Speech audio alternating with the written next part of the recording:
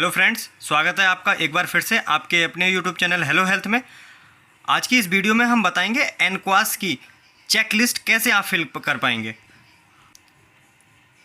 हम आपको इस वीडियो में बताएंगे कि कैसे आप अपनी चेकलिस्ट को बहुत ही आसान तरीके से समझ सकते हैं और बहुत ही आसान तरीके से उसको फिल कर सकते हैं।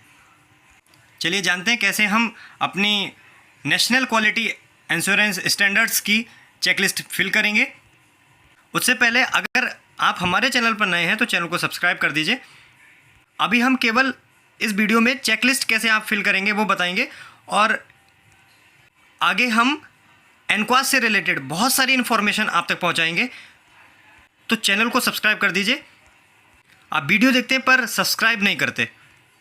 सब्सक्राइब करने से आप तक हमारी अपडेट जल्दी पहुंचेगी और आप सारी अपडेट आसानी से पा पाएंगे। बेल आइकन को ज़रूर दबा दें ताकि आप तक हमारी अपडेट पहुंचे सबसे पहले। तो चलिए वीडियो को स्टार्ट करते हैं। सबसे पहले इस वीडियो का कंटेंट जान लेते हैं। कंटेंट में मैं आपको बताऊंगा checklist for NQAS for any department, आप कैसे चेकलिस्ट को फिल कर पाएंगे, और एरिया ऑफ कंसर्न्स के बारे में बताऊँगा, elements of area of concerns बताऊँगा, हाउ टू कैलकुलेट स्कोर यानी कि कैसे आप स्कोर को कैलकुलेट करेंगे, और असेसमेंट मेथड के बारे में यहाँ पे इस वीडियो में बात करेंगे। हम एनक्वास की चेकलिस्ट देख लेते हैं। ये हमारी एनक्वास की चेकलिस्ट है, नेशनल क्वालिटी इंश्योरेंस स्टैंडर्ड्स की। जिन फैसिलिटीज़ का नाम एनक्वास असेसमेंट के लिए गया हुआ है, उन फैसिलिटीज़ को लगातार बोला जा रहा है एनक्वास की चेकलिस्ट फिल करने के लिए। मे बी पॉसिबिलिटी आपके व्हाट्सअप नंबर पर एक कुबू लिंक भी आया होगा डिस्ट्रिक्ट या फिर स्टेट के द्वारा। मैं उस लिंक पर कैसे आप एनक्वास की चेकलिस्ट को फिल करेंगे वो भी बताऊँगा, लेकिन चेकलिस्ट को समझने के लिए हम एक्सेल सीट पे आपको समझाने का प्रयास कर रहे हैं। तो चलिए चेकलिस्ट को देख लेते हैं एक बार। ये एनक्वास की चेकलिस्ट है, नेशनल क्वालिटी एश्योरेंस स्टैंडर्ड्स। तो यहाँ पर name of SWC, name of assessor और सारी डिटेल यहाँ पे मांगी गई हैं। हम मेनली चेकलिस्ट की अगर बात करें तो यहाँ पर इस टाइप की आपको एक चेकलिस्ट दिखेगी एक्सेल सीट में। आप कैसे इसको समझ सकते हैं, यहाँ पर आपको देखिए रेफरेंस नंबर मिलेंगे और स्टैंडर्ड्स मिलेंगे। यहाँ पर अब इसके बाद में हम बात कर लेते हैं मेजर एलिमेंट। मेजरेबल एलिमेंट्स का मीन्स होता है मापने का आधार, यानी कि हम किस आधार पर काम कर रहे हैं या फिर किस आधार पर हम बात कर रहे हैं। इसके बाद में दिया गया है चेक पॉइंट।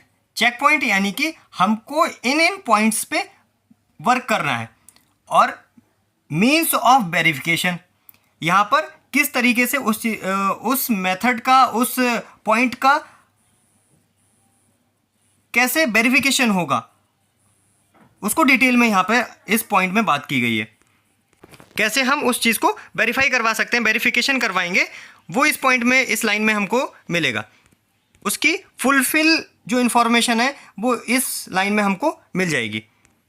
इसके बाद में आता है असेसमेंट मेथड।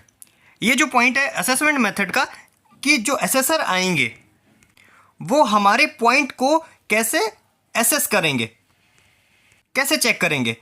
तो यहाँ पर देखिए बहुत सारे दिए हुए हैं SIRR, कुछ जगह पे आपको देखने को मिलेगा OB, मैं आपको अभी दिखा देता हूँ। कुछ जगह आपको देखने को मिलेगा SI और CI। इन सभी का आंसर अभी मैं दूंगा, इनको समझाऊंगा कैसे आप कहाँ कहाँ मिलेंगे और क्या क्या इनका मतलब है। यहाँ पर ये देखिए, यहाँ पर OB लिखा हुआ है। इसका बेसिकली जो मेथड है वो ऑब्जर्वेशन का है, तो जहाँ पर भी OB मिलेगा वो ऑब्जर्वेशन का पार्ट है। इसकी डिटेल में हम बाद में बात करेंगे। नेक्स्ट ऑप्शन आप देखेंगे यहाँ पर कंप्लाइंस का आ रहा है। कंप्लाइंस में हमको यहाँ पर स्कोर देना है, स्कोरिंग करना है। अब स्कोरिंग कैसे करेंगे वो हम आगे बताएंगे। इसको एक बार रफली समझ लेते हैं अच्छे से। नंबर 1 पर जो है मेजरेबल एलिमेंट। मेजरेबल एलिमेंट, इसमें देखिए क्या कह रहा है, हमको एक बार चेकलिस्ट को समझना होगा तभी वो फिल कर पाएंगे हम। The facility provide care in pregnancy and child birth service, यानी कि जो हमारी फैसिलिटी है वो प्रेगनेंसी केयर और चाइल्ड बर्थ सर्विस दे रही है। चेक पॉइंट में दिया है available of functional ANC service with minimum 4 ANC checkups. आपकी फैसिलिटी में 4 एएनसी सर्विस दी जा रही है और कम से कम 4 एएनसी चेकअप्स हो रहे हैं कि नहीं हो रहे हैं। अब इसका हम वेरिफिकेशन कैसे करेंगे? वेरिफिकेशन करने के लिए ये पढ़िए, सर्विस फॉर अर्ली रजिस्ट्रेशन। आप जब एएनसी किसी क्लाइंट की होनी है तो जैसे प्रेग्नेंट वूमेन है उसका अर्ली रजिस्ट्रेशन हो जाना चाहिए। स्क्रीनिंग इंक्लूडिंग लैब इन्वेस्टिगेशन, यानी कि जो लैब इन्वेस्टिगेशन है वो होने चाहिए। Counselling and identification of high risk and danger science. आपकी जो फैसिलिटी है उसमें काउंसलिंग कराई गई, उस क्लाइंट की आइडेंटिफिकेशन किया गया कि वो हाई रिस्क में है या नहीं है, और डेंजर साइन यानी कि अगर वो एचआरपी में है तो उस पर जो एमसीपी कार्ड है उस पर आपकी एचआरपी की मोहर या फिर स्टैंप या फिर उस पर कोई ऐसा साइन, डेंजर साइन बनाया गया है आपके द्वारा कि जिससे वो आइडेंटिफिकेशन किया जा सके। अब इसका जो एसएस किया जाएगा वो यहाँ पर देख लेते हैं। एसएस में एसआई और आरआर लिखा हुआ है, इसकी हम आगे आपको बताने वाले हैं। आप कैसे स्कोरिंग करेंगे ये आगे हम आपसे बात करेंगे। देखिए, असेस मेथड जो होगा वो असेस मेथड यहाँ पे जहाँ जहाँ आपको पीआई मिलेगा, चेकलिस्ट में जहाँ जहाँ पीआई होगा यानी कि पेशेंट इंटरव्यू, और जहाँ जहाँ एसआई होगा वहाँ स्टाफ इंटरव्यू के बारे में बताया जाएगा, और जहाँ ऑब्जर्वेशन ओ भी मिल जाएगा वहाँ ऑब्जर्वेशन की बात कही जाएगी, और लास्ट में एक आरआर का जो ऑप्शन आपको देखने को मिलेगा चेकलिस्ट में, उसका मतलब है रिकॉर्ड एंड रिव्यू। तो ये हो गया एसएस मेथड। दोबारा से देख लेते हैं। पीआई यानी कि पेशेंट इंटरव्यू, एसआई यानी कि स्टाफ इंटरव्यू, और ओबी यानी कि ऑब्जर्वेशन, और आरआर का मतलब होगा रिकॉर्ड एंड रिव्यू। तो थोड़ा डिटेल में जानते हैं। पेशेंट इंटरव्यू यानी कि आपके पास में जो पेशेंट उस समय पर रहेंगे उनसे इंटरव्यू कर सकते हैं या फिर उनसे क्लाइंट से भी बात कर सकते हैं। उसके बाद में स्टाफ इंटरव्यू, जो पॉइंट स्टाफ इंटरव्यू के हैं वो स्टाफ इंटरव्यू के दौरान उसको पूरा किया जाएगा। ऑब्जर्वेशन की अगर हम बात कर लें तो ऑब्जर्वेशन में एक तरफ आप देखेंगे अनटाइडी तरीके से पड़ा हुआ है एक जगह, और एक तरफ आप देखेंगे एक बहुत अच्छे से इसको रखा गया है, मैनेज करके रखा गया है। ऑब्जर्वेशन में यही चीज़ें देखेंगे कि आपने कैसे सारी चीज़ों को मैनेज किया हुआ है। एरिया ऑफ कंसर्न की बात करें, what are different area of concern. Area of concern क्या, कहाँ कहाँ आपको कौन कौन से मिलेंगे?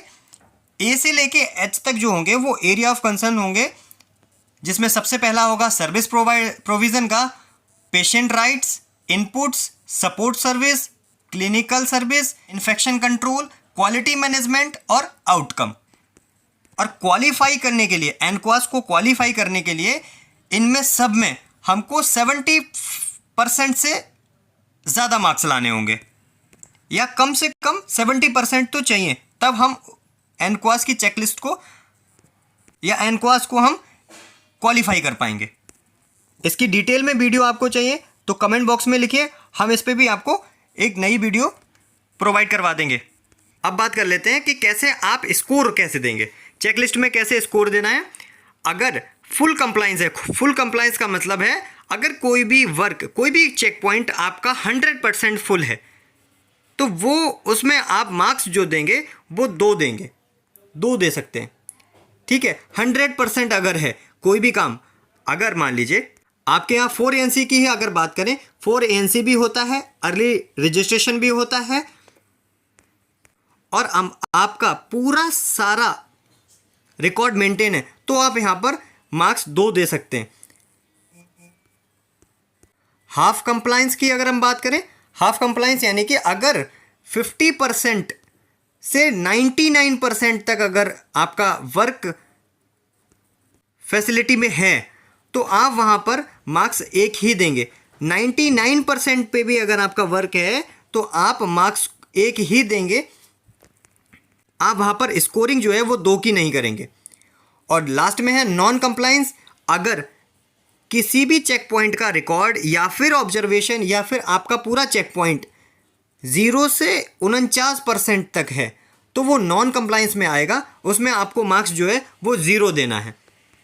तो यहाँ पर स्कोर को लेके मुझे लगता है पूरा डाउट्स क्लियर हो जाना चाहिए। तो अब हम कुवु लिंक पर चलते हैं जो कि डिस्ट्रिक्ट के द्वारा आप तक पहुंचा होगा।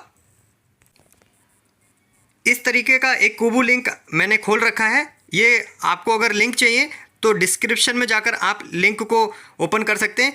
ये केवल उत्तर प्रदेश की फैसिलिटीज़ के लिए है, क्योंकि ऑलरेडी यहाँ पर यूपी सेलेक्ट किया गया है। आप अगर किसी अदर स्टेट से इस वीडियो को देख रहे हैं तो आप अपने डिस्ट्रिक्ट से संपर्क करके इस लिंक को ले सकते हैं। तो चलिए चेकलिस्ट के बारे में आप देख लेते हैं। यहाँ पर नेम ऑफ स्टेट सेलेक्ट है already. Name of the district को आप यहाँ पर सिलेक्ट कर लेते हैं। मान लीजिए मैं एक डिस्ट्रिक्ट को सिलेक्ट कर लेता हूँ। डिस्ट्रिक्ट सिलेक्ट करने के बाद में एक ऑप्शन आएगा name of the block. Block का आप यहाँ पर नाम सिलेक्ट कर लेंगे और ब्लॉक सिलेक्ट करने के बाद में टाइप ऑफ द एसडब्ल्यूसी का आपको जो सिलेक्ट करना है वो एससी ही सिलेक्ट करना है, सब सेंटर। अगर आपकी पीएससी है तो पीएससी सिलेक्ट करेंगे, और अगर अर्बन पीएससी है तो यूपीएससी। यहाँ पर मैं एससी सिलेक्ट कर लेता हूँ।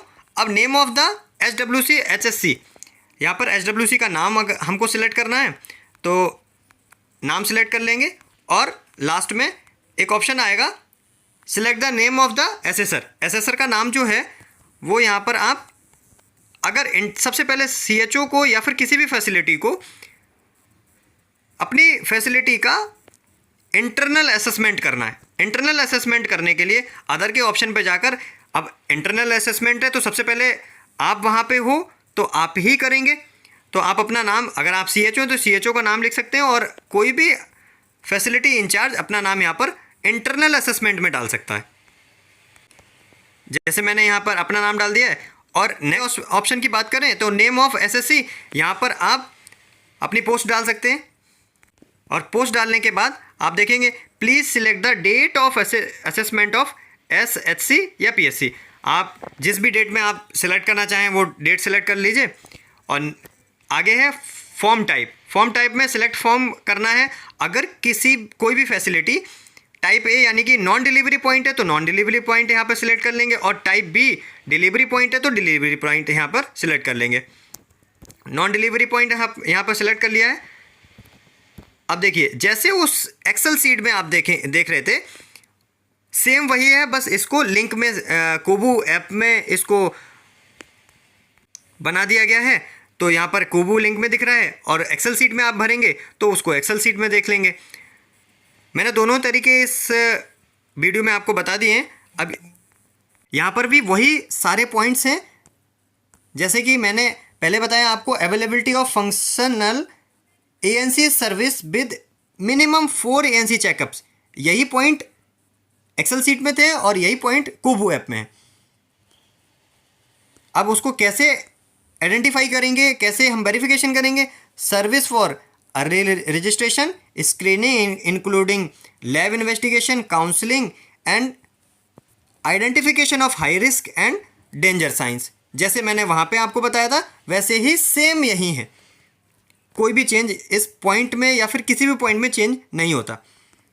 अब स्कोरिंग की बात करें, मान लीजिए मैं यहाँ पर 2 स्कोर करता हूँ तो 2 स्कोर पे आप देखेंगे कुछ भी यहाँ पर नहीं आया। जैसे ही मैंने 1 स्कोर किया तो एक रिमार्क का ऑप्शन यहाँ पे आने लग गया। अब रिमार्क में यानी कि कोई भी व्यक्ति अगर 1 स्कोर करता है तो यहाँ पर रिमार्क देना होगा, क्यों 1 है तो हम यहाँ पर दे सकते हैं।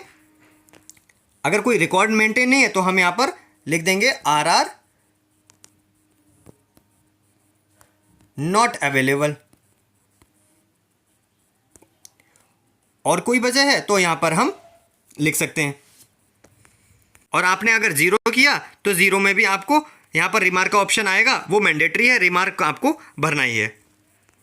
तो इस तरीके से आप अपनी चेकलिस्ट का फिलअप कर सकते हैं, चेकलिस्ट को फिल कर सकते हैं। अगर अभी भी कोई क्वेश्चन इस चेकलिस्ट से रिलेटेड है तो आप कमेंट बॉक्स में बता दें, मैं उसका जल्द से जल्द आंसर दूंगा।